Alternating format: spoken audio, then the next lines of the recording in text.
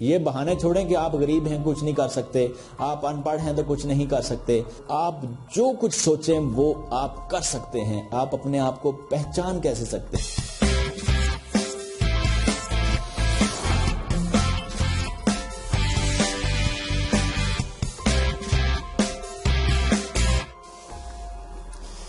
بسم اللہ الرحمن الرحیم، میں ہوں نواز بزمی اور آپ دیکھ رہے ہیں Bazmee business ideas YouTube channel. السلام علیکم۔ اور آج ہم آپ کے سامنے کاروبار کے کچھ ایسے اصولوں پر بات کریں گے جن کو اگر آپ اپنے کاروبار میں اپلائی کریں تو کامیابی آپ کے کاروبار کی یقینی مقدر بن جاتی ہے۔ یقیناً آپ ایسے اصولوں کو ضرور جاننا چاہیں گے۔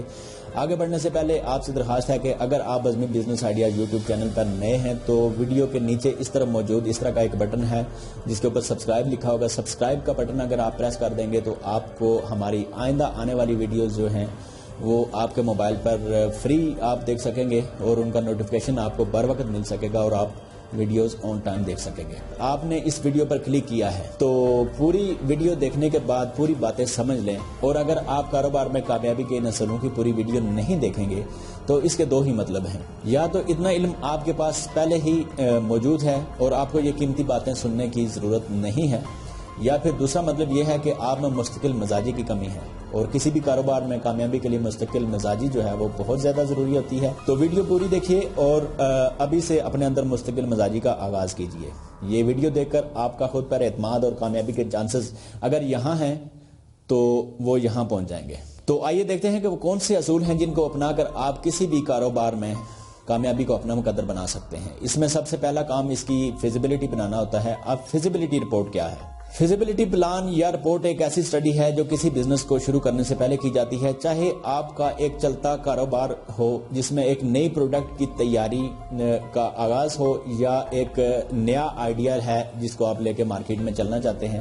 فیزیبلٹی پلان آپ کے بزنس پلان کا وہ حصہ ہے جس میں آپ اور آپ کے سرمایہ کاروں کو، یعنی جن لوگوں نے انویسٹ کرنی ہے آپ کے بزنس میں، آپ کے پلان میں، یا اگر آپ خود ہی اپنے پلان کے انویسٹر ہیں تو آپ کو خود کو یقین کرنے میں یہ کافی مدد دیتا ہے کہ آپ کا آئیڈیا یا پروڈکٹ مارکیٹ میں چل سکتا ہے، مارکیٹ میں اپنی جگہ بنا سکتا ہے یا نہیں۔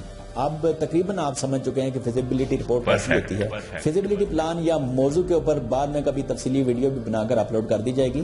کامیاب کاروبار کرنے کا دوسرا اصول ہے تجربہ۔ اگر آپ کے پاس تجربہ نہیں ہے تو اس کے لیے آپ ریسرچ کریں، ویڈیوز دیکھیں اور چھوٹے پیمانے پر اس کام کا تجربہ کرنے کے بعد اپنے اعتماد میں اضافہ کر لیں، یا پھر اگر کوئی اس کاروبار کو کر رہا ہے تو اس کے پاس جا کر اس سے تھوڑا سا چند دن بیٹھ کے اس کے ساتھ سیکھ لیں۔ یعنی کہنے کا مطلب یہ ہے کہ آپ کے پاس جتنا بھی وقت ہے یہ پروڈکٹ یا آئیڈیا لانچ کرنے سے پہلے اس کو جتنی بھی آپ تحقیق کر سکتے ہیں، جتنا بھی اس کے بارے میں جان سکتے ہیں، اس کا تجربہ حاصل کر سکتے ہیں، وہ آپ کے لیے بہت ضروری ہے۔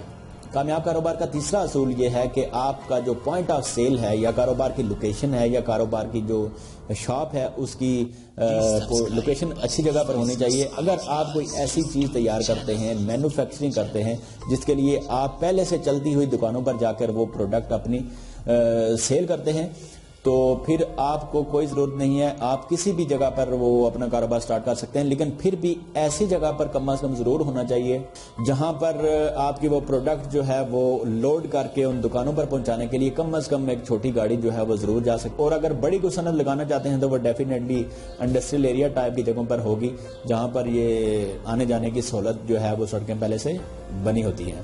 کاروبار کو کامیابی سے چلانے کا چوتھا اصول ایمانداری ہے۔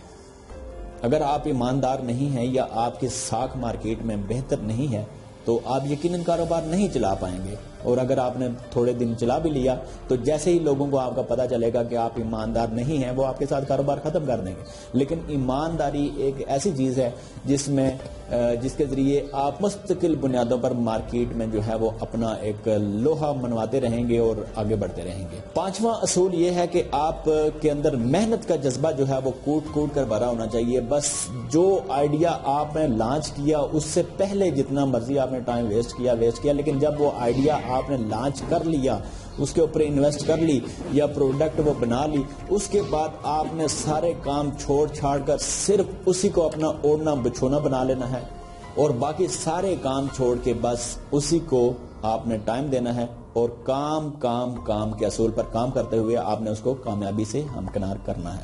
یعنی آپ کے اندر محنت کا جذبہ ہونا چاہیے، سستی آپ کے اندر بالکل نہیں ہونی چاہیے۔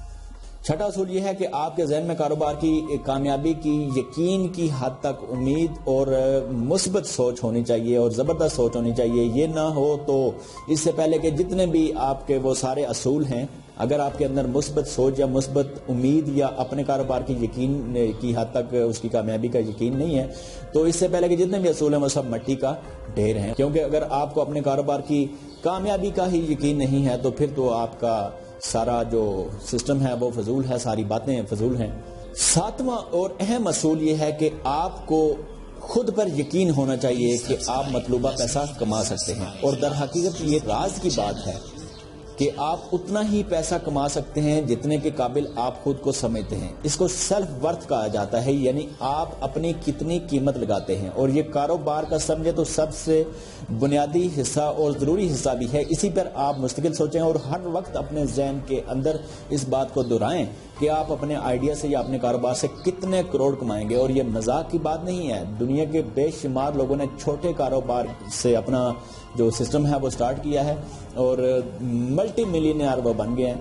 تو اگر میں یہ بات آپ سے کر رہا ہوں کہ آپ سٹارٹ میں ہی اپنے کاروبار سے سوچتے رہیں دماغ کے اندر کہ آپ نے کاروبار کو کس لیول تک لے کے جانے اور کتنے کروڑ اسے کمانے ہیں، تو آپ یقیناً ایک دن کمائیں گے۔ خود کو کم کمانے کے قابل سمجھنے والے لوگ جو ہیں وہ یقینی طور پر کم کماتے ہیں، اور جنہوں نے بہت زیادہ بڑے خواب دیکھے ہوتے ہیں ان کے بڑے خواب جو ہیں وہ ضرور پورے ہوتے ہیں اور وہ بہت زیادہ کماتے ہیں۔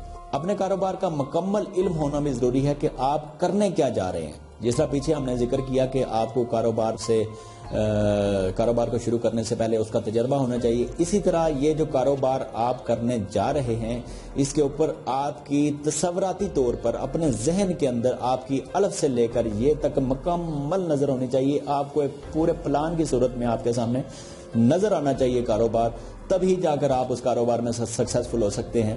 اور وہ سیانے کہتے ہیں کہ دریا کا جو گہرائی دیکھنی چاہیے پہلے، اس کے بعد اپنی جرابیں اتارنی چاہیے۔ اگر آپ پہلے ہی اپنی جرابیں اتار کے بیٹھے ہوئے ہیں تو کیا پتہ دریائی گہرائی اتنی نہ ہو۔